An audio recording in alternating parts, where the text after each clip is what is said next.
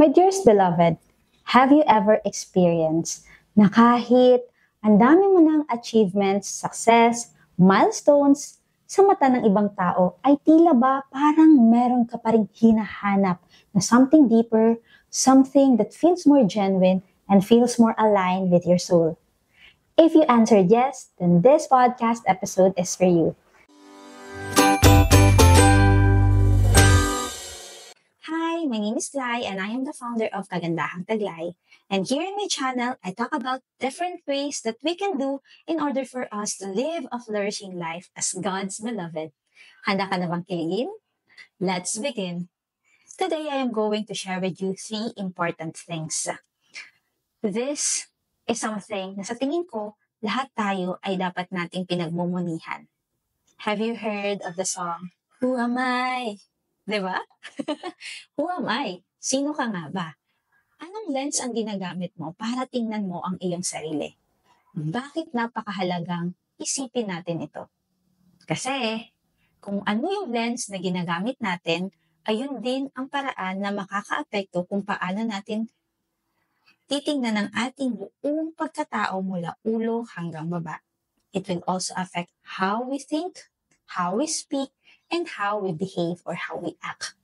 And my dearest beloved, even before mangyari pa yung mga bagay-bagay sa ating physical reality, it is also already affecting our energetic or etheric body.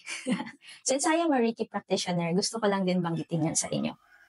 And so, today I'm going to share with you 3 important points. Number 1 is this. You are created in the image and likeness of God. Have you ever wondered kung bakit ang dami-daming mga challenges at struggles tayo na-experience minsan sa ating life?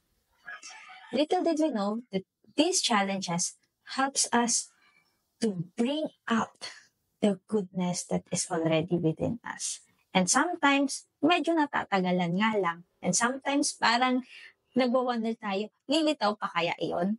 But the good news is, yes, my dearest beloved, it is possible for us to attract goodness, to attract prosperity, abundance, love, peace that we want if we remember our divine essence. God essence is already within us. And sometimes we look for it outside of us. We get our phone, we scroll, we compare, and we get lost dito sa mga nakikita natin na labas sa ating sarili.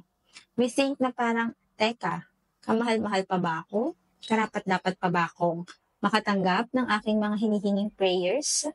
The good news is, yes, my dearest beloved, you just have to remember it. You just have to get access to it. And, nakakatuwa kasi yung essence ni God, nandyan na.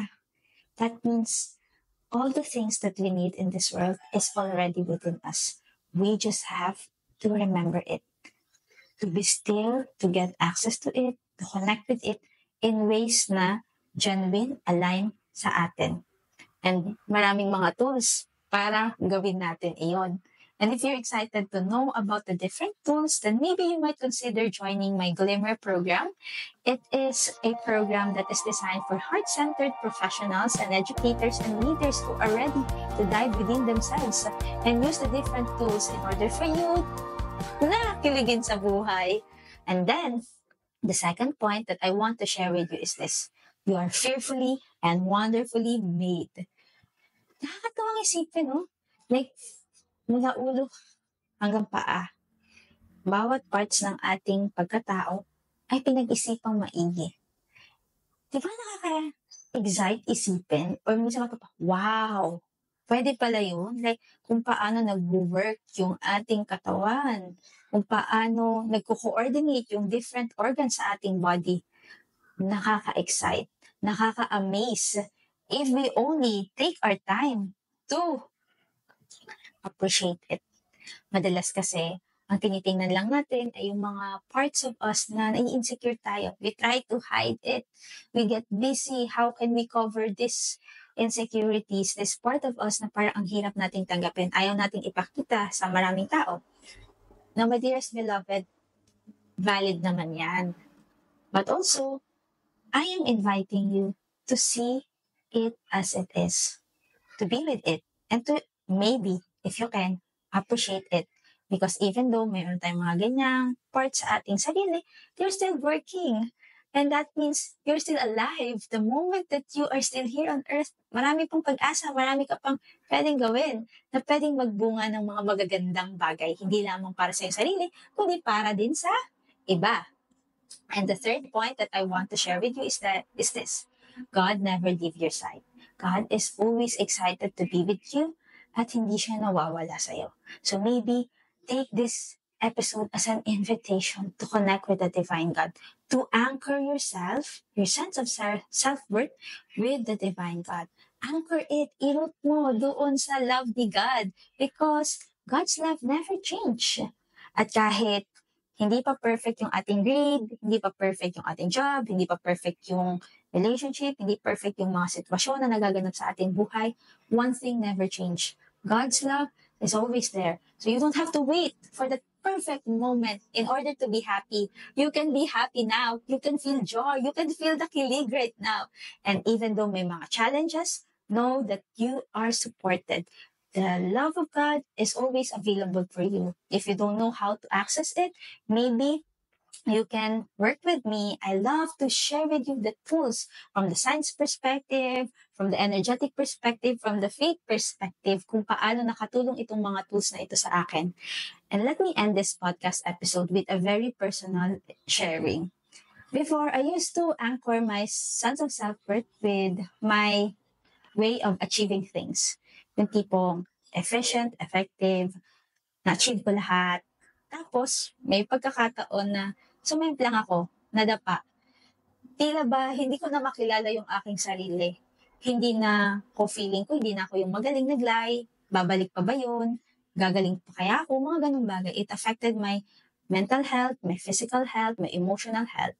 But then I realized God's love never changed. And when I see myself from the lens of God, doon ko napatunayan na pwede pang bumangon. Pwede pang may mangyari sa iyong buhay. Pwede pang magbago ang iyong life at ma-attract ang mga nakakakilig na experiences. And now, looking back, those experiences, kahit uncomfortable, it helped me bring out the goodness within me. It helped me get to know more myself, get to know more God, get to know more my divine essence. And I'm very happy and excited na lalo pa itong i-share sa mundo. So my dearest beloved, if you're reading this, you're watching this, you're listening to this, always remember that God loves you. So if these words resonate with you, feel free to like, share, and comment down below what resonates with you the most. And if you want, you can join my Glimmer program. And I'm very excited to welcome you in my Glimmer Sanctuary where we can feel safe and navigate our lights and shadows in order for us to live a flourishing life. May you always remember, God loves you. Mwah! Bye!